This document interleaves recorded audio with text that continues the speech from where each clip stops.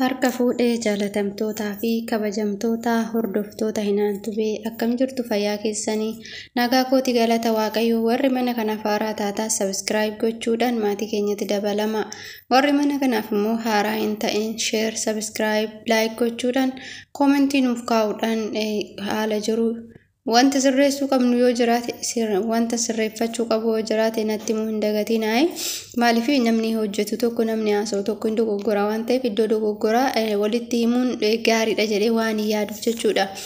Egaa akkuma barreeffama kana argaa jirtanii ijoolleen baay'een Joordaan itti rakkachaa jiru biyyoota garaagaraa Suudiitti biyya irra caalaan mooyyuu Suudii fi Joordaan jechuudha kan itti abaasee Suudii fi Joordaanii Dubaay illee takka malee homaa hin jettu Dubaay warroon afaan hin beekne baay'inaan haga dhufan natti fakkaatu.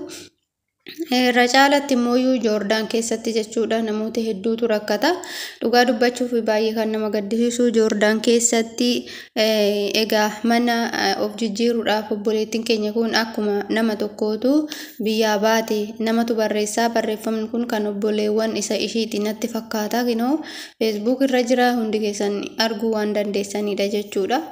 Egaa namni social media hin fayyadamne hin jiruuti. Social media kun kan rakkoo garaagaraa itti waliif furru kan badan itti wal barbaadan hedduudha jechuudha. Hojiin isaa hedduudha. Egaa shamarran biyya Arabaa dhufan biyya Ormaa dhufanii akkanatti rakkatu jechuudha. Dhugaa intalli kana fakkaattu biyyaa baatee har'a yeroo akkanatti dhabamtee bo'aan hedduu kan nama gaddisiisudha jechuudha. Na gargaara jechaa jiru dhugaa dubbachuuf waan baay'ee nama gaddisiisudha. Hamma ta'e tokko isinii dubbisuuf nan yaala jechuudha barreeffamicha. Shamaa harka fuunee warreen aadikoo jala jirtan hundi keessanuu takka nama rakkisee hin beeku.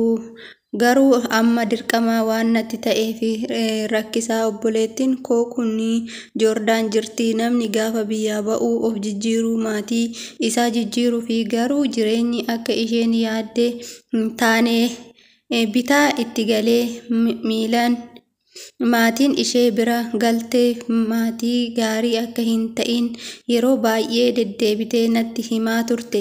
Anis jireenyuma biyya Ormaa bu'aa ba'ii hedduu qaba obsii jedheen jabeessaa ture garuu amma baay'ee itti cimee si ajjeesnaan jechaa billaa itti fudhatanii na sodaachisaa jiru jettee dabalataan dallaalan silkii na jalaa bilbila nu jalaa kaasaa hin jiru wanni jedhan kinoo haaluma argitan kanaan jechuudha. Egaa warroonni biyyaa fidan illee jechuudha. Warroonni biyyaa nu fidan nuhi garagaraniitu nu hin laalan eessa akka jiru nu hin beekani maalirra akka jiru maal akka hojjennu nu hin beekan. Dallaalonni biyyaa birri nyaatanii birri isaanii fudhatanii deemtee dhiistee gaafa birri fudhatanirraan garagaranii nama hin laalan jechuudha. Deemtee dhiistee yaada keeti birriin siin deebi'u atillee dhabdee dhiiste dhimma isaaniitii miti jechuudha.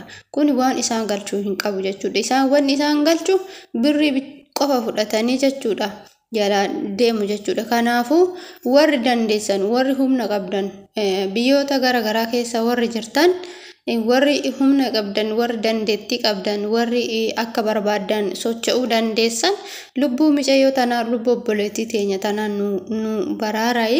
Ishinis akkuma keenya obboleettii biyya namaatiitti dhuftee of jijjiiruuf maatii ishii jijjiiruuf namni gaafa biyyaa ba'u hundumtuu kaayyoo mataa ofii qabatee biyyaa ba'a jechuudha. Kanaafuu akka lubbuu ishii nuuf baraartan jechuudha. Silaayyuu namni nuuf iyyuu nu'iif ganni qofa egaa maal goonaree rabbitu akkana nu godhe egaa dhugaa dubbachuuf wanta baay'ee kan nama gaddisiisudha jechuudha. Har'a akkana ta'uun baay'ee nama gaddisiisa. Biyya ofiitirraa maatii keenya jijjiirraa of jijjiirraa nama taanaa boru iddoo geenya waa harkatti qabanna jedhanii gaafa biyyaa ba'anii haalli bitaa namatti galu dhugaa hedduu nama jabaatetu yookaan immoo nama carra qabeessa suyyuu biyya Ormaa kanatti milkaa'aa jedheeti yaada jechuudha akka gootitti. maalifi rakkooleen garagaraatiirra yoo namarra gahee hin darbu wanti hin darbine hin jiru garuuti ijoollee keenyarra wantoota ulfaatatu gahaa jira jechuudha. Kun kan sammuun isaa maraatee biyyatti galchan kan osoo hojjetetee waggaa 2 waggaa 3 hojjetee osoo maallaqa hin kenniniif uffatuma hojiitiin uffatuma mana keessatti uffisaniin fuudhanii kan biirootti darbanii booleetti darban jechuudha. Xiyyaara irratti darban hedduu isaaniiti jechuudha. Kan miila cabsanii kiraanchidhaan fa'aa galantu jira jechuudha. Miila isaanii dhabanii miila muranii jechuudha. Dhugaa wanta baay'ee nama gaddisiisu jechuudha. Wanti baay'ee nama gaddisiisu yeroo wayii bara 2002 jechuudha.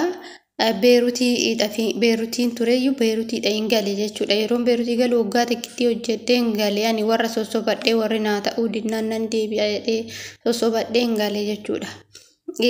Yeroo sanitti dhugaa dubbachuu fi ani kan inni qaama koo guutuu galee sammuu koo guutuun galee waggaa tokkicha qofan taa'e jechuudha. Kan immoo achitti jechuudha boolee keessatti yeroo arginu kan meeshaa irraa fudhatan kan immoo osoo hojjetanii bira ol kaawwatanii birri san osoo hin kenniniif galchan akkasitti boo'aa galan meeqatu jira jechuudha. Kan immoo achumattuu luka irraa muranii jechuudha. Luka irraa muranii kiraanchidhaan galchan jechuudha ijoolleen. Jiru jechuudha. Dhugaa baay'een boo'e kan gaafa kiraanchidhaan qaama guutuu biyyaa baatee qaama hirruudhaan luka lachuu sanu hin teessi malee hin kaatu wanna takka hin jettu ol qabu gadi qabu malee ofii isheetii ol hin jettu jechuudha. Takka immoo akkanumatti hin ciisti malee wanna takka warraattu garuu achi ciistee hin haasoftiin aaddiin boochi jechuudha achi ciiste. Dhugaa hedduu ulfaatadha biyya ormaa. Sansan immoo osuma laallu itti deebinee dhufne jechuudha. Biyyi ormaa akka waan biyya jijjiirranne biyyi ormaa wanna jedhamu akka waan jijjiiramu wayii dhufne jechuudha. Biyya jijjiirranne kuni dogoggora dhugaa dubbachuuf biyyi ormaa yoo xiqqaate waggaa 2 xumuratan taanaan waaqayyo carraan namaa kennee waggaa 2 xumuratan taanaan biyyi ormaa tanuma biyyi ormaa jechuun garuuti immoo waggaa hin guutiin dhufanii ji'a 2 ji'a 3tti ijoollee afaan hin beekne ijoollee waan beekne kana kan dararan nama aarsaa jechuudha. Inni kun baay'eetti nama guba. Egaa obboleetti keenya kana nu baraara asumarraan isiniin jecha viidiyoo kanallee sheer duwiit walii gochaa laayikii walii gochaa akka wal bira isinii ga'u gochuudhaan irratti hojjedhaa warri miidiyaa gurguddaa qabdan jechuudha. Nama kana gaafa baraarre waaqayyoon nutti gammada jechuudha. Akkasiin isiniin jedha yoonni haasaa koo keessatti yeroon dogoggoree jiraadhe naaf kolchaa dhiifama naaf godha. Turtii gaarii isiniif haa ta'u hanga viidiyoo biraatiin walitti deebinutti nagaan nu turaa isiniin jennaan. Dhugaa dubbachuuf waan baay'ee nama gaddisiisudha. Tole asumarratti goolabaa viidiyoo kooyi. Turtii gaarii isiniif haa ta'u hanga viidiyoo biraatiin walitti deebinutti obsaan nu eeggadhaa. Warri mana kanaaf immoo haaraa taatan akkuma jalqaba isiniin jedhe laayikii gochuudhaan sabskiraayib gochuudhaan maatii keenyatti dabalamaa. Turtii gaarii.